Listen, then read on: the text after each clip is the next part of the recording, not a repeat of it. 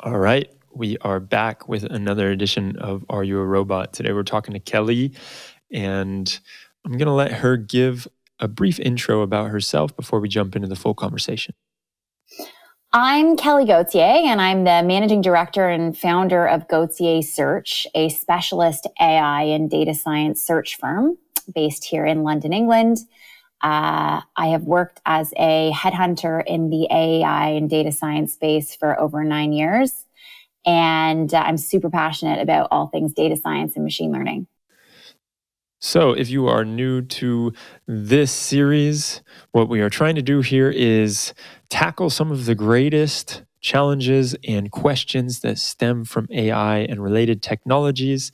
And the way that we're doing that is by gathering the best and the brightest minds in their respective fields to come on here and talk to us, giving us their view, showing us what it is that they're thinking about when it comes to the challenges around AI, data governance, data science, all of that good stuff. And the conversation isn't finishing here. So if you are enjoying these conversations and you would like to talk more, please join our Slack community, which you can find down below in the description, a link to take you to the Slack community. Jump in there, introduce yourself. We'd love to have you and love to know what you're working on and how you see the current state of affairs. Last thing that I will mention is we have got an incredible sponsor for this series. If you've been with us from the beginning, then you've heard me talk about them a bunch, but just in case this is your first time, I want to mention EthicsGrade. What they are doing in the ESG ratings space is incredible. They're rating different companies on these 6 different pieces of research that they've gone out and they've collected data from all over the internet in the public and private domains. They're rating companies on the structure, their public policy, their technical barriers to trust, data privacy, ethical risks, and sustainability, all so that you can see it in a nice and tidy scorecard. You can go out and compare the different AI ethics of companies like Facebook and TikTok and Clubhouse and Twitter. All of your favorite social media companies are on there, or your not so favorite social media companies. You can also compare companies like Tesla versus Toyota and how they fare against one another when you look at these benchmark scorecards that they've created. Again, that's ethicsgrade.io. You can find a link to them in the description below. And that is all I've got. Not all I've got. I lied a little bit there. We had a little bit of a technical snafu halfway into this conversation with Kelly. We were using one piece of technology and then it stopped working on us randomly and unexpectedly, and we had to change over to another piece of technology. So if you hear a little disconnect in Kelly's answers about 20 minutes into it, that is why. Don't think much of it. We got right back into the flow of things. There we go. That's all. Let's hear what Kelly has to say, and I hope you enjoy. Are you a robot?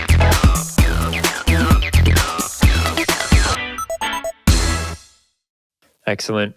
Kelly, it is a pleasure to have you on here. I'm excited to talk to you about so many different things, and I want to start with a little background on yourself and how you got into the headhunting area and how that then transitioned into really diving into data science and machine learning. Sure. Well, as with most people who work in the world of artificial intelligence, I started by getting my degree in drama. No, I'm just joking. I actually trained to be a teacher originally. I'm from Canada, and I did my undergrad and Bachelor of Ed at Queen's University in Canada, and set out to be a secondary drama teacher. And started my career here in the UK doing that. I did that for about 3 years in a comprehensive state school in South London, which was a really formative experience for me. But I learned after 3 years of teaching that teaching is best left to people who couldn't imagine doing anything else and are, extremely passionate and kind of called to education. And that just wasn't me as much as I enjoyed it. And still, some of my best friends to this day are my teacher friends. I moved on to work for actually an education recruitment consulting firm who had helped me to find my job originally in the UK. They happened to have a job on their team. And so I entered the world of recruitment through my education background and quickly just learned to love recruitment. But wasn't so crazy about doing it in the education sector because there's sort of a naturally low ceiling for earnings because of the salary levels, and it's a really saturated market here in the UK. So I decided to move into, over to the city and join like a big kind of boiler room salesy recruitment consulting firm called Hydrogen Group, who were leaders in a lot of industries recruitment-wise when I joined them back in 2013. I originally joined their finance team and almost quit because I hated it so much. And when I was speaking to my manager, I was doing like contract recruitment into credit risk in Benelux. It was super niche and I had no idea what I was doing. And my manager, when I told her I was thinking of leaving, said, look, we don't want you to leave.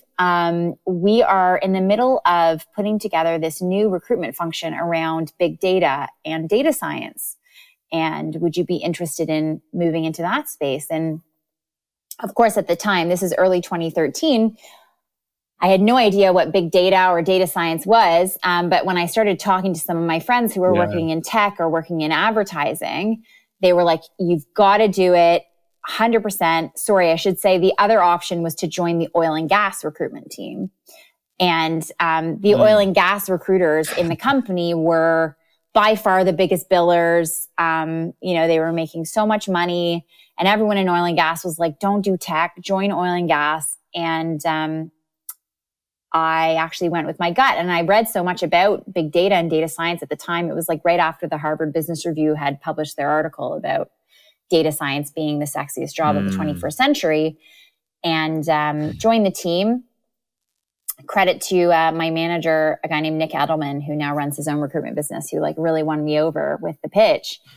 And joined that team and honestly never looked back. Like, it really helped me to fuse my love for recruitment with like interest in, cutting edge technology, and the applications of data science in real life were just so obvious and tangible to me. Like, I just sort of couldn't get enough of it. And then combine that with a love of talking to intelligent people and understanding what they do and what makes them tick. I got to do that all day long when I was talking to my data science candidates and clients. So, I've been kind of doing it ever since in different formats. I worked with Hydrogen for a while and then with another company. And then I set up my own business in 2015 doing search and recruitment for companies across the UK and beyond. It's incredible. It actually is nice to hear this story because I also started off as a teacher and I was teaching English in Spain. No way. And I know a little bit about this recruiting life because one of the students that I had, I would go to their office and it was a recruiting office. And so we would have class in the morning as everyone was filtering into the office back when those were popular. And we would be in there and we would be having English class and you would hear they had like a bell set up. And so every time someone closed or placed the candidate, they would ring the bell and it was like, oh, we placed somebody, great. So I know a little bit about the recruiting space, but I'd love for you to walk me through what it is like to be a recruiter and doing search in the data science space. Well, it's really fun. It's a super dynamic line of work. So it's on a very basic level what you'd imagine. Recruitment is introducing intelligent, promising, talented people to companies that would benefit from hiring them. It's obviously so much more than that, but a lot of it just comes down to building relationships. I guess that's something that I have managed to have a knack for over the years. But in the AI and data science space, it's incredibly complex because of how technical the jobs are that I'll be helping companies to recruit for, but also the ever evolving nature of those jobs and the dynamic nature of job titles, and trying to navigate like the requirements of a company calling their job X, but knowing that the market is actually calling those people Y, and trying to mix and match the needs of a company with the hopes and dreams of the candidate market. And in the artificial intelligence and data science space, there has always been way more of a demand for candidates than there is supply, as you know. So that means that, that's why I have a job, because I have, relationships with a lot of the people that these companies want to hire. But it means that, it's hard. It's really hard to find people who are right for the job, who are actually looking for a job, who have the skills that they say they have on paper, trying to understand that and qualify that as someone who's not technical can be quite hard. So I think probably the best way to describe it is like, recruitment writ large is like pretty process driven. If you're working for a big recruiting firm, if you're doing it on your own, the actual process of it is straightforward, right? Like, it's like you go out to your market, you find your people. Actually, sorry, it starts earlier than that. It's you develop relationships with clients who then want to hire you to help them find people. And then you go out and find those people. And then you sort of facilitate them through the hiring process. And you go out and you keep finding new candidates. We were talking about how a data scientist role may be advertised as a data scientist role, but really, when you look at what the company is actually asking for, it might be better suited as a data analyst, or it might be better suited as a machine learning engineer, or potentially a data engineer. And so there are all these things, and we have running jokes that happen in the MLOps community quite a bit, where they're saying like, yeah, data scientist is just a term for whatever you want it to be. Like, data scientist, what does that actually mean? Whatever you want it to be, just throw a bunch of necessities into the pot, mix it up, and then that's your data scientist. So I can understand when you talk about how it is moving so fast, it's not so clear what a data scientist role is. That is something that comes up quite a bit. And then even to the next level, like if you look for a machine learning engineer, what is that role? And also, you have to look at the maturity level of each company and know where are they when it comes to machine learning or their data science program, and seeing how they're able to react to all of this, I think is a very, very interesting piece. And then you have the fact that all of these different parts of the industry that's evolving, like the machine learning engineer or data scientist, and then they're now having to take on new skill sets or new roles, and you see the splintering of these different roles. Like in the machine learning community, we have the MLOps role that's coming up quite a bit, and then you have the what we jokingly call like the DevOps went into DevSecOps, and we're wondering when someone needs to make sure that there is model security or the MLOps environment is secure. What is that job title now? Is there going to be a ML secure ops job title? And so I can see how that can get very confusing very fast, and I imagine there's never a dull moment when you're dealing with any of this. What I would like to know, though, when it comes to I think it's quite ironic that when you're going out and you're looking for candidates, you mentioned how how important it is for you to have the relationships.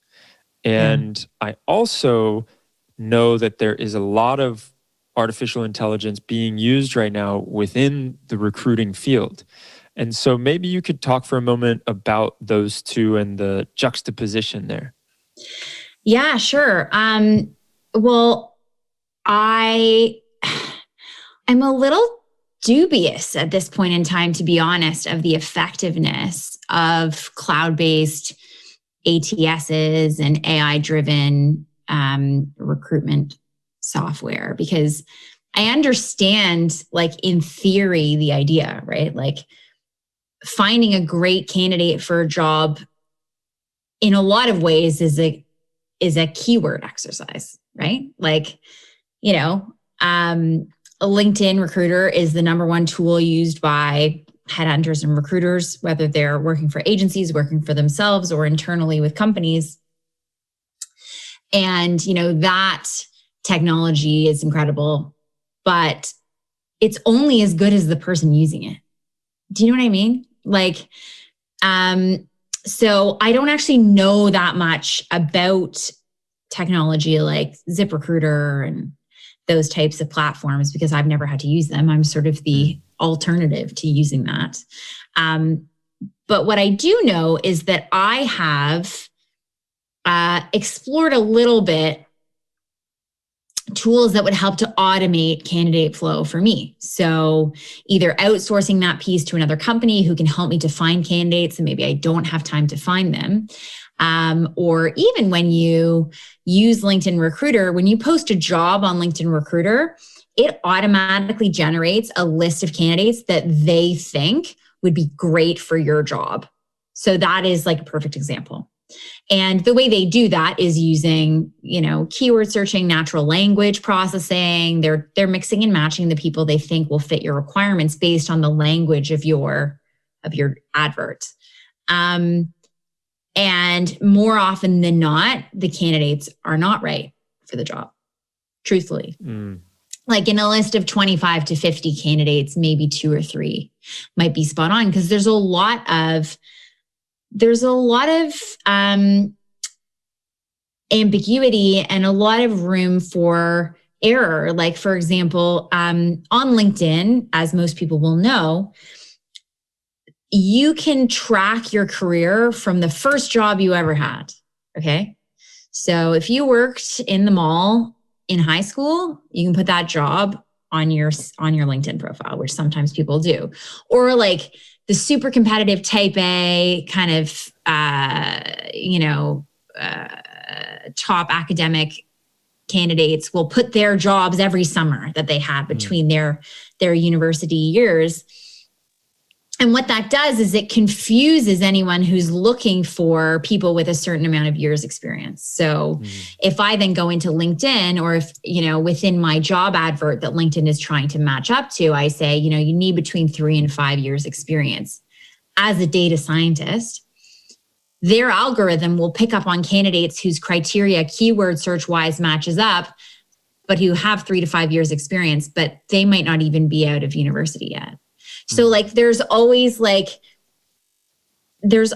to maneuver. So I think that as helpful as these technologies can be, and, I'm sure that there are probably companies out there that you and I don't know about who have cracked it a little bit more than the ones that I do know about and are still working on it, in beta or whatever. As far as the ones I've come across, the recruitment process still requires that like intuitive human element that a knowledgeable recruiter can bring, as well as the relationship piece. There's lots of things that I know about what makes a good data scientist or machine learning engineer, or like the kind of nuances of the technologies that people are using or the ML ops stuff. Like, what I'm able to do because of the relationships I have with really smart managers and people who were once, junior candidates who are now directors in large organizations, they can distill their learnings to me, and I can then, imbue that into my searches with people in a network, and I can, have conversations that are educated with them and, tease out stuff that isn't in their CV, because not everything is in a person's CV or LinkedIn profile. So, I do think that, and I would say this because it's my livelihood, but I do think that so much of recruitment still does boil down to, the human connection and the ability to assess someone in more than just like a quantitative, structured way, but also on the qualitative and intuitive side. Does that make sense? That's a great answer.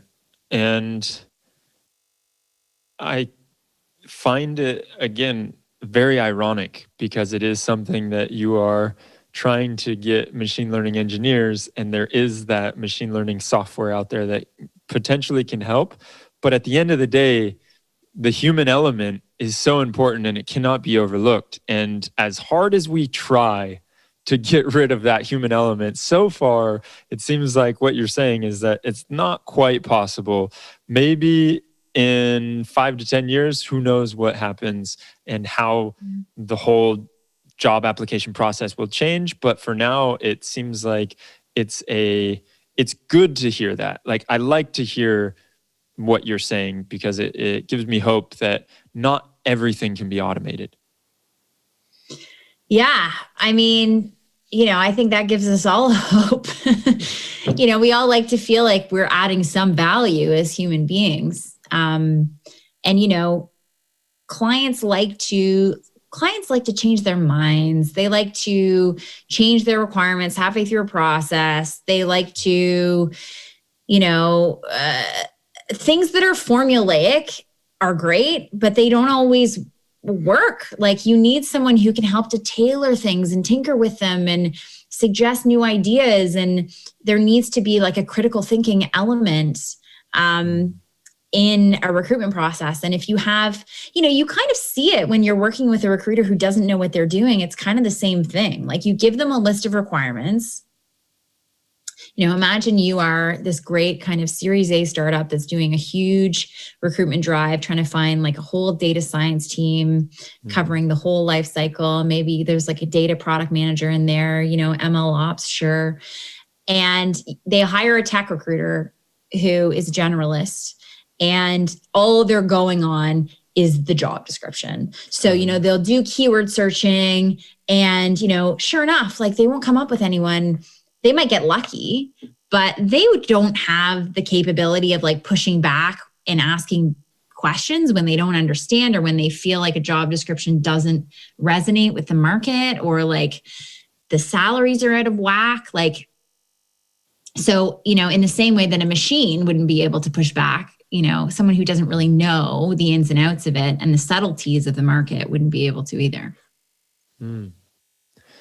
So I want to change gears real fast. And this is something that I've been pondering for quite some time now when it comes to recruiting and recruiting a diverse field and recruiting getting the best from everywhere, right? Not just the best from one specific profile or candidate. And I've talked to some people about this because it has been on the top of my mind. And I know that you have some thoughts around like gender and ethnicity equality and making sure that we're hiring fairly all around. So I bring it up to you for this reason. And it's something that when I've talked to other, like, let's imagine that Series A startup that you were talking about, and they're based in one of these tech hub centrals. We can even say London, right? And they say, okay, we want to get the data scientists, or we want to figure out our data product. And so we need to go out and hire. And I know that there is statistically a lot more males than females doing the roles, right? So automatically you're left with less of a pool to choose from when it comes to just on gender. And then we can talk about race and all of that more later. But then when I look at that, like the pool of someone that is female compared to male, or non-binary, whatever they choose to go by, it makes it very difficult for the Series A to be equal, right? And then on top of that, you have all of these other companies that are big and have a lot of money to throw around, and they care a lot about the equality piece too. So if there is this smaller pool already just by definition, and then on top of that, you have these sharks in the water that are going and they're snatching up every good engineer that is not a male or a white male, then it makes it even more difficult. And so I've talked to some people about this, and I've heard all the different answers as far as like, yeah, but that's just a cop-out to say that it's difficult to hire equally across the fields. But I don't feel like something inside of me thinks, yeah, maybe it's a bit of a cop-out to not hire a woman or not hire, let me see, what am I trying to say here? Maybe it is a little bit of a cop-out, but at the same time, I feel like that is a bit of a problem.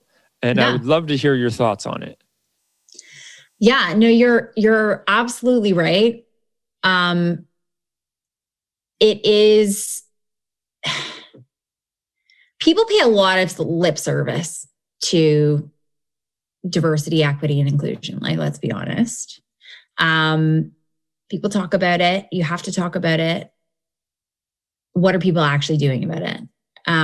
Working with a recruiter is actually really handy in that respect, because we're in the trenches, like, using our various resources to compile projects and lists of all the people who are representing the skill sets and job titles that people are after. So I could tell you, like, in a more recent search that I did for data engineers, I could break down for you like the ethnicity of the candidate pool and the gender and all of those types of things. The reality is, you're right. Like, that talent pool is already really small. And then within that, the number of candidates who are actually interested in talking to you, even smaller. The ones who are actually going to be any good at the job, even smaller. So like the talent pool you're actually dealing with is minute. So you sort of have to take drastic action.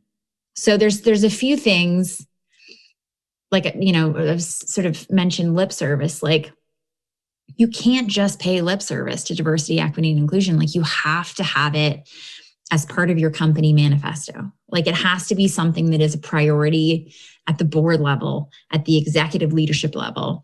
And you can't just talk the talk, you have to walk the walk.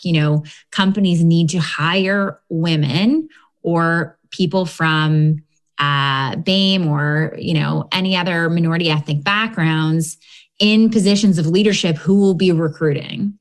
Because, we know through various studies that have been done and published that people cannot be what they cannot see. So candidates are only going to apply for jobs or be interested in jobs where the leaders in that business reflect who they are and the diverse talent pool. And then once you have a diverse company full of diverse employees, that we know also through studies that have been published that will just perpetuate diversity in the organization. So companies that are struggling, Series A companies who are actually in a perfect position to set a bar in their company, because if they're about to, scale from 15 to 75 people or whatever, it's their opportunity to actually put a flag in the sand. And, you talk about like the big tech companies who are eating up all the sort of diverse talent out there. It's like, well, surely the market will have to respond to the fact that smaller companies are going to want to invest in resources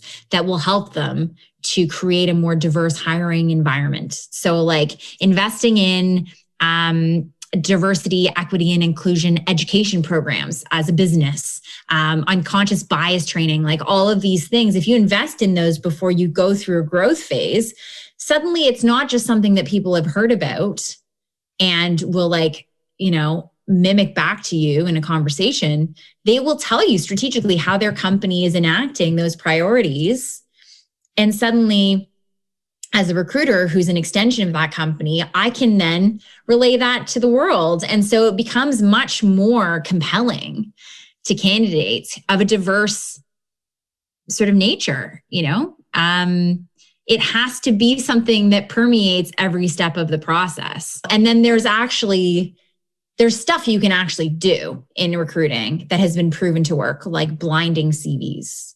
So, I've never actually had a company ask me to do this, but I'm quite willing to do it, is, you submit a CV, but you take the name off, or you take any other kind of defining characteristic, whether it's the years they went to university or the companies, the names that they worked for, to save people from their own unconscious bias at the first point of filtering. But that's not enough. Like, there needs to be more built in. And actually, in a recent episode of my podcast, we talk about all the ways in which a company can make sure that their recruitment process accommodates a diverse talent pool. So now comes the sticky question. And forgive me if I sound like an asshole in this mock part of, and I realizing when I say that, it's like the excuse, like, oh, forgive me for sounding like an asshole. Now I'm just going to be an asshole. And yeah, it's okay. Hopefully it doesn't. It's not that, because really I care deeply about this, and I understand that there are difficult questions that are going through, and difficult situations that Series A startups are going through. And first of all, I love what you're talking about, like success breeds success on this front, and this upward, or this instead of it being like a vicious circle, it's like this successful circle, and it spirals up, and you get more diversity because it is a part of the brand. Now, where I start to wonder about this is that company that we talked about, this theoretical company that got their Series A, they've got a lot of pressure on them from the investors to hire, and hire quickly, and they also need to get a product out the door and find product market fit, all of that the CEO is trying to dodge all these bullets that are coming at them. And they also want to keep a high quality of technical recruits, or just anyone that comes on to the business. They want to make sure that everyone that they hire is a cultural fit, but B, they do what they say they do, right? And they can do it well. And now the question that I have that is potentially controversial, hopefully not, but I've got to watch my back in a way, is, do you take it, because you cannot find someone that is diverse, that is at the same level as someone that is just the typical same person that you have at the company, like a white male? Do you take a hit on the quality? Hopefully it doesn't come to this, right? Hopefully it's not that. But if you're the CEO and you're looking at two different candidates and you say, well, this one, it wasn't as strong technically, but they do the diversity thing well, and hopefully it's not looking at it just like that, but these are things that they're factoring in, right? So is it, when you talk about the bringing that into the blood of the company, is it really leading with that and saying, we'll take a hit on someone not being as technical if they can add to our diversity? Controversial question, my friend. Was it? Okay. See, so no, it's okay. It's okay. But that's equity. That's the definition. It is raising up and empowering people who do not have equal opportunity for success, and creating a situation that will foster that. So I guess my answer is yes. Like, in some cases, I think you do. I don't think, and to be fair, like, and totally honest, I'm not an expert in DE&I. So, like, I'm sure you should actually have another guest on who's I could recommend some people who are real specialists in this. Yeah. But yeah, I mean, I think you do have to concede a little bit. So again, Greg, my collaborator, and I talked about this in a recent episode that hasn't been published yet. We talked about how if you take, and this is fairly common knowledge now, but if you look at a job description, or if you have a job description that you're advertising, and there are 10 requirements for that job that candidates need to fulfill, women are way less likely to apply for a job if they don't tick all the boxes, or if they don't tick like 80% of the boxes. That's like a known thing. I don't know what study, has examined that, but I know that it's like a proven thing. And men are way more likely to apply if they have got like 4 of the 10. Yeah, just one even, and give me just one. They're like, sure, why not? So I think there's a couple things that need to happen. And I think that just exemplifies where, you're less likely to attract diverse candidates to begin with.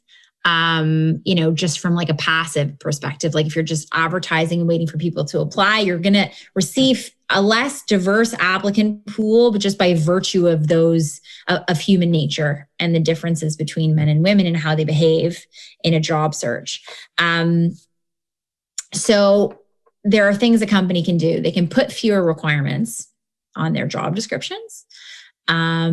They can be less prescriptive, so I'm all for detailed job descriptions. I think the more detailed, the better, but requirements should be fairly loose. Like there should be room to maneuver so that you do get people applying based on their potential and not just based on their track record. And I think maybe that's the key is companies, in order to foster a more diverse talent pool and therefore a greater likelihood of employing someone who's not just like a white male,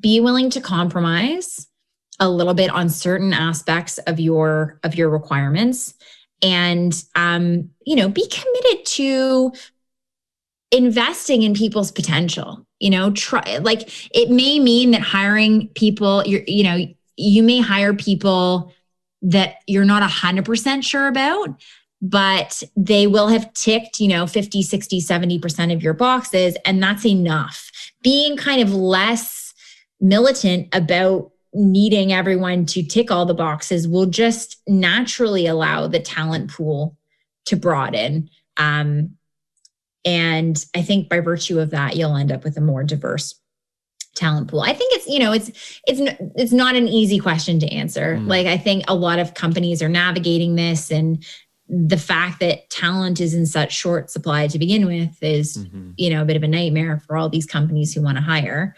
But, maybe the diversification of jobs in the ML space, these jobs becoming very specialized, will help to benefit that or improve that. If you're not looking for someone who does everything, but someone who does like one very specific thing very well, maybe you'll end up with a more diverse talent pool because you don't need someone who ticks all the boxes. I don't know. I love what you said there about hire for potential. Yeah, man. Really, that is huge, and not looking so much at what they're doing right now or what they have, what their track record is. I mean, of course, these are things that should be taken into account, but realizing that this person is really, there's a lot of room to grow.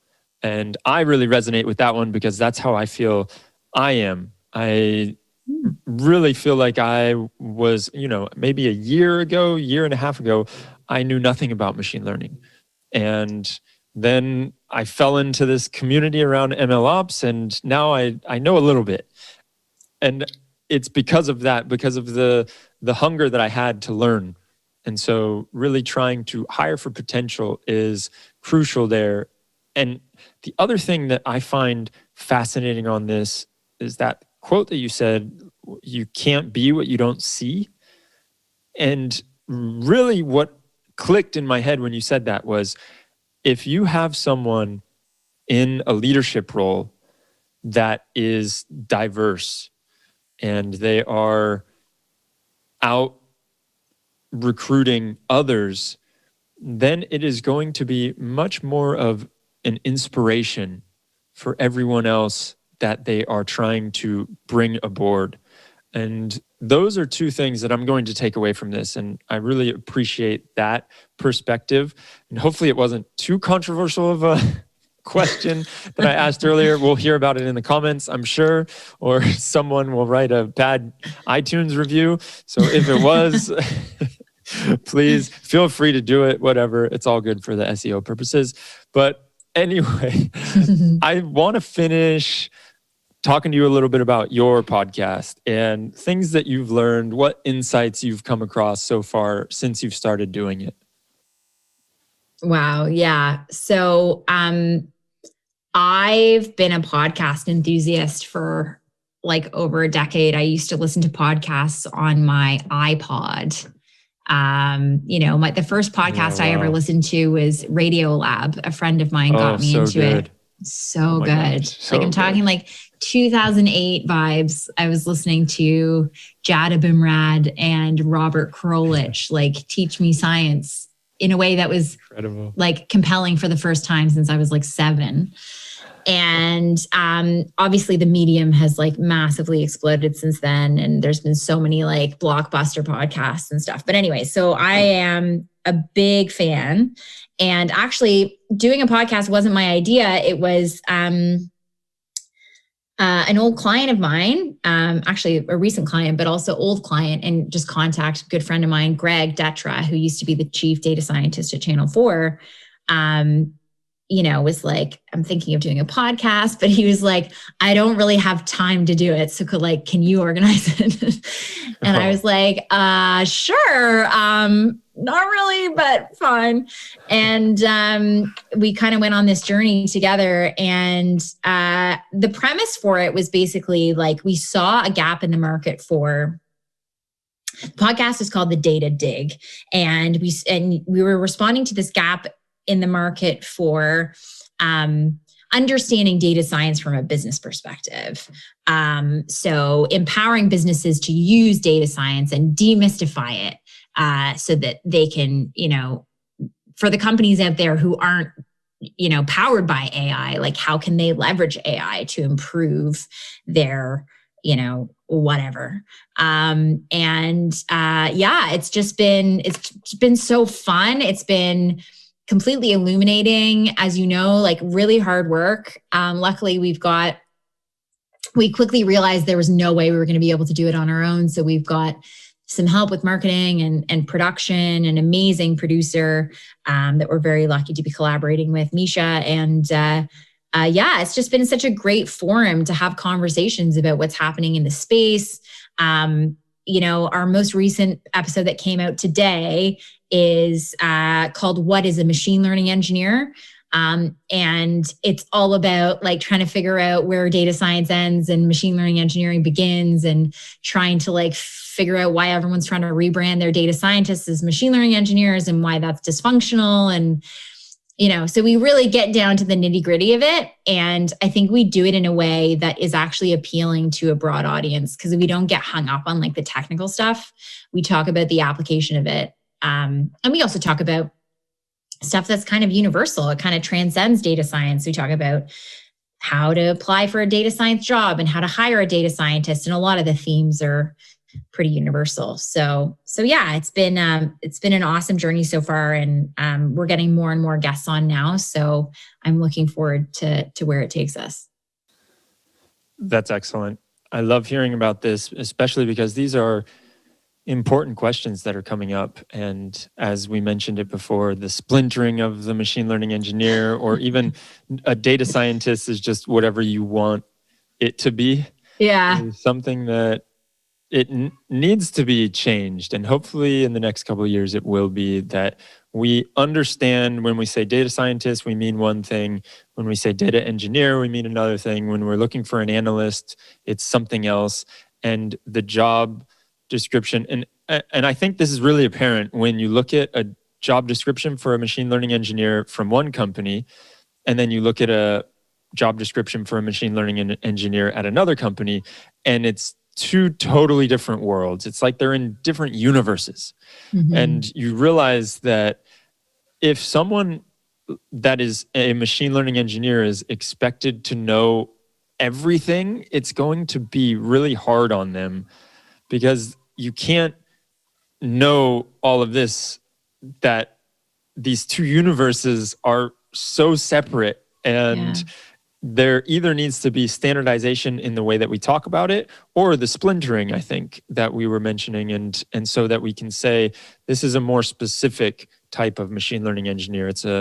And then also on top of that, you have all this new terminology that's coming out, and so you have the ML ops coming into play. And is there such thing as an ML ops engineer? I've even heard people say like machine learning scientist instead of a machine learning engineer. And then you have the machine learning researchers. And so there are so many new words that come out every day that you hear something new.